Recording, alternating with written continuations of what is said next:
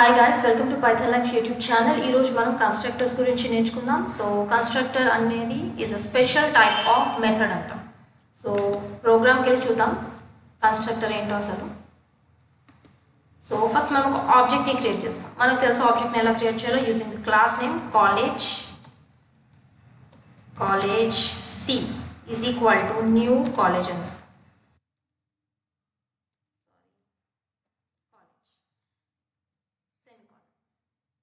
ఒకసారి ఆబ్జెక్ట్లో ఉన్న పార్ట్స్ని చూసుకుంటే దీన్ని డిక్లేరింగ్ అంటారు, దీన్ని ఇన్స్టాన్షియేటింగ్ స్టెప్ అంటారు, దీన్ని ఇనిషియలైజింగ్ స్టెప్ అంటారు.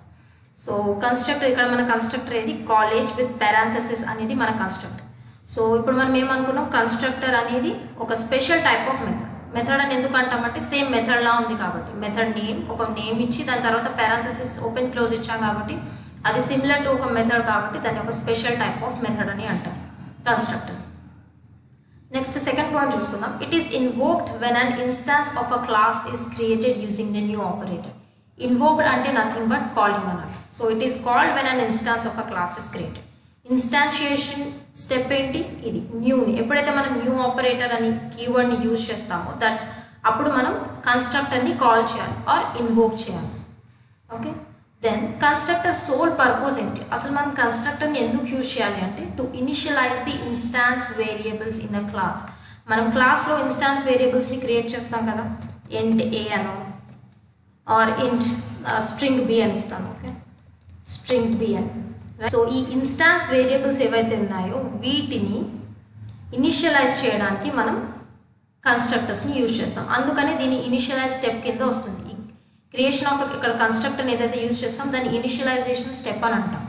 దీన్ని డిక్లేరింగ్ స్టెప్ అంటే దీన్ని ఇన్స్టాన్షియేషన్ స్టెప్, దీన్ని ఇనిషియలైజేషన్ స్టెప్ అని అంటారు.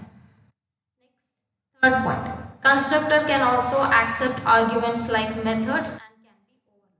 సో కన్స్ట్రక్టర్స్ ఆర్గ్యుమెంట్స్ కూడా యాక్సెప్ట్ చేస్తాయంట, అవి తర్వాత పార్ట్లో చూద్దాం. సో సింటాక్స్ ఇది సింటాక్స్ ఆఫ్ ఎ కన్స్ట్రక్టర్ ఏంటి? Access modifiers like public, private, protected, default use చేయొచ్చు. నెక్స్ట్ క్లాస్ నేమ్ యూజ్ చేయాలి. సో కన్స్ట్రక్టర్ అనేది ఒక క్లాస్ నేమ్తో యూజ్ చేయాలి. దెన్ పారామీటర్స్ ఇవ్వచ్చు లోపల దెన్ మెథడ్ కన్స్ట్రక్టర్ లోపల we can initialise the values of instance variables, local variables అని ఇవ్వచ్చు, లేకపోతే మనం మెథడ్స్ కాల్ చేయొచ్చు. సో సింటాక్స్ చూసాం కదా. సో ఎలా కన్స్ట్రక్టర్ ఎలా క్రియేట్ చేయాలి? క్లాస్ నేమ్, దీని ముందు మనం యాక్సెస్ స్పెసిఫైర్ ఇవ్వచ్చు ఇవ్వకపోవచ్చు, that is optional. But non access modifiers use చేయొద్దు. ఫర్ ఎగ్జాంపుల్ స్టాటిక్ అని కాలేజ్ ఇచ్చి constructor open close. Okay, so static అనేది ఇవ్వద్దు. నాన్ యాక్సెస్ మోడిఫైయర్స్ యూజ్ చేయొద్దు. స్టాటిక్, సింక్రనైజ్డ్, అబ్స్ట్రాక్ట్ ఇవి యూజ్ చేయొద్దు. పబ్లిక్ యూజ్ చేయాలంటే యూజ్ చేసుకోవచ్చు, that depends on you. So public తీసుకోకపోతే అది ఇవ్వకపోతే అది డిఫాల్ట్ తీసుకుంటుంది. So this is a constructor. This is the syntax of a constructor. So దీని లోపల మనం పారామీటర్స్ కూడా ఇవ్వచ్చు, int a comma something. Okay, next ఇది syntax. So types of constructors in జావాలో 2 టైప్స్ ఆఫ్ కన్స్ట్రక్టర్స్ ఉంది. First one is default constructor or no argument constructor. So syntax ఇది. So లోపల ఏం ఆర్గ్యుమెంట్స్ లేవు కాబట్టి సపోజ్ నేను ఇక్కడ ఏం పారామీటర్స్ ఇవ్వలేదు, ఏం ఆర్గ్యుమెంట్స్ ఇవ్వలేదు కాబట్టి ఇది డిఫాల్ట్ కన్స్ట్రక్టర్ అవుతుంది. ఇది డిఫాల్ట్ కన్స్ట్రక్టర్. ఇక్కడ చూసుకుంటే కాలేజ్లో ఇక్కడ మనం ఏం ఆర్గ్యుమెంట్స్ ఇవ్వలేదు కదా, లోపల ఏం వాల్యూస్ పాస్ చేయలేదు కాబట్టి ఇది డిఫాల్ట్ కన్స్ట్రక్టర్ అవుతుంది. ఒకవేళ మనం వాల్యూస్ పాస్ చేస్తే ఇక్కడ ఇది పారామెట్రైజ్డ్ కన్స్ట్రక్టర్ ఉంటుంది. పారామెట్రైజ్డ్లో ఆర్గ్యుమెంట్స్ ఉంటే అది పారామెట్రైజ్డ్ కన్స్ట్రక్టర్ కింద వస్తుంది. సో ఫర్ ఎగ్జాంపుల్ ఇది నేను రిమూవ్ చేశాను. నేను ఇప్పుడు ఇంట్ అండ్ స్ట్రింగ్ వాల్యూ ప్రింట్ చేస్తాను. ఓకే, సో system.out.println ఏ వాల్యూ యూజ్ చేయాలి? సో ఇన్స్టాన్స్ వేరియబుల్ కాబట్టి c.a, then b value c.b, right. ఇక్కడ కూడా ప్లస్ ఆపరేటర్ యూజ్ చేద్దాం. నా ఇక్కడ నేను సో ఫస్ట్ ఎగ్జాంపుల్ మనం డిఫాల్ట్ చూద్దాం. డిఫాల్ట్ కన్స్ట్రక్టర్ అంటే నో ఆర్గ్యుమెంట్ కన్స్ట్రక్టర్. సో ఇక్కడ మనం ఏం ఆర్గ్యుమెంట్స్ సో ఫస్ట్ కన్స్ట్రక్టర్ రాయాలి కదా, college default constructor, right. So ఇప్పుడు నేను ఇది ఎగ్జిక్యూట్ చేస్తే నాకు దీని వాల్యూస్ ఏం రావాలి? ఏ వాల్యూ ఏం నేను ఇనిషియలైజ్ చేయలేదు, బి కూడా నేను ఏం ఇనిషియలైజ్ చేయలేదు. సో నాకు వాల్యూస్ 0 రావాలి, ఇంట్ value 0 and string value null రావాలి. చూసుకుంటే 0 నల్ వచ్చింది, దీనిది 0 దీనిది నల్. ఓకే, సపోజ్ నేను ఇక్కడ కన్స్ట్రక్టర్ ఇవ్వలేదు, అప్పుడు ఎగ్జిక్యూట్ చేస్తే నాకు ఏం వాల్యూస్ రావాలి? సేమ్ నాకు 0 అండ్ నల్లే వస్తుంది. ఎందుకంటే కంపైలర్ మనం ఎప్పుడైతే ఈ ప్రోగ్రామ్ని కంపైల్ చేస్తామో జావా కంపైలర్ ఏం చేస్తుందంటే కన్స్ట్రక్టర్ని ఆటోమేటిక్గా కాల్ చేసుకుంటుంది. డిఫాల్ట్గా కన్స్ట్రక్టర్ని కాల్ చేసి క్లాస్లో పెట్టుకుంటుంది. Okay, with no arguments. Default కన్స్ట్రక్టర్లో ఆర్గ్యుమెంట్స్ ఏమీ ఉండవు. ఓకే, సో అందుకనే దాన్ని డిఫాల్ట్ కన్స్ట్రక్టర్ అని అంటారు. మనం కన్స్ట్రక్టర్ ఇవ్వకపోయినా కూడా జావా కంపైలర్ డిఫాల్ట్గా ఒక కన్స్ట్రక్టర్ని తీసుకుంటుంది. నెక్స్ట్ పారామీటరైజ్డ్ కన్స్ట్రక్టర్ ఉంది, అంటే ఆర్గ్యుమెంట్ కన్స్ట్రక్టర్. లోపల మనం ఆర్గ్యుమెంట్స్ ఇవ్వాలి. సో ఇంట్ సి కామా స్ట్రింగ్ డి అని ఇచ్చాము. ఓకే, ఇది పారామీటరైజ్డ్ కన్స్ట్రక్టర్. సో దీనిలో నేను ఇన్స్టాన్స్ వేరియబుల్ని యాక్సెస్ చేయొచ్చు. ఇక్కడ చూసుకుంటే we can initialise the values of instance variable. Instance variable ఏంటి? ఏ వాల్యూ నేను ఇక్కడ ఇనిషియలైజ్ చేయొచ్చు. సెమికాలన్.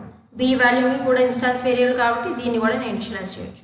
సో ఇక్కడ నేను పారామీటర్స్ ఇచ్చాను కాబట్టి సి అని ఇస్తాను, ఇక్కడ డి అని ఇస్తాను. అంటే డిలో ఉన్న వాల్యూ బికి వెళ్ళాలి, సిలో ఉన్న వాల్యూ ఏలో స్టోర్ అవ్వాలి. ఇప్పుడు పారామీటరైజ్డ్ కన్స్ట్రక్టర్ కదా, సో పారామీటర్స్ ఇక్కడ ఇవ్వాలి. సో ఫస్ట్ ఏంటి? ఇంట్ కాబట్టి ఐ యూజ్ 45 కామా స్ట్రింగ్ కాబట్టి ఒక నేమ్ ఇవ్వాలి. I give sun. సో ఇప్పుడు నేను ఎగ్జిక్యూట్ చేస్తే నాకేం వాల్యూస్ ప్రింట్ అవ్వాలి? 45 సన్. స్పేస్ ఇస్తాను, 45 సన్. సపోజ్ నేను ఇక్కడ ఇంకొక ఆబ్జెక్ట్ క్రియేట్ చేస్తున్నాను.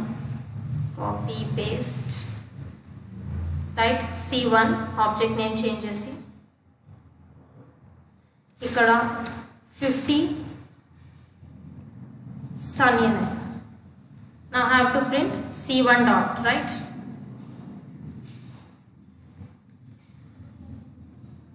Paste C1 dot A, C1 dot B, right. ఇప్పుడు ఎగ్జిక్యూట్ చేస్తే నాకు 45 సన్ 50 సన్నీ అని ప్రింట్ అవ్వాలి. This is what about parameterised constructor. So parameterised కన్స్ట్రక్టర్స్లో ఆర్గ్యుమెంట్స్ పాస్ చేస్తాం. Like we have passed arguments here 45 సన్ 50 సన్ని. ఇక్కడ మనం పారామీటర్స్ యూజ్ చేస్తాం. ఓకే, అందుకే దాన్ని పారామీటరైజ్డ్ కన్స్ట్రక్టర్ అంటారు. పారామీటరైజ్డ్ కన్స్ట్రక్టర్ ఎందుకంటే మనం పారామీటర్స్ యూజ్ చేస్తున్నాం కాబట్టి. ఆర్గ్యుమెంట్ కన్స్ట్రక్టర్ అని కూడా అంటారు, ఎందుకంటే ఇక్కడ మనం ఆర్గ్యుమెంట్స్ యూజ్ చేస్తున్నాం కాబట్టి. ఇక్కడ ఆర్గ్యుమెంట్స్ మనం పెట్టి ఇక్కడ మనం ఏం ఇవ్వకపోతే మన ప్రోగ్రామ్ ఎగ్జిక్యూట్ అవ్వదు. ఓకే, ఎందుకంటే మనం ఇక్కడ సిడీని యూజ్ చేస్తాం.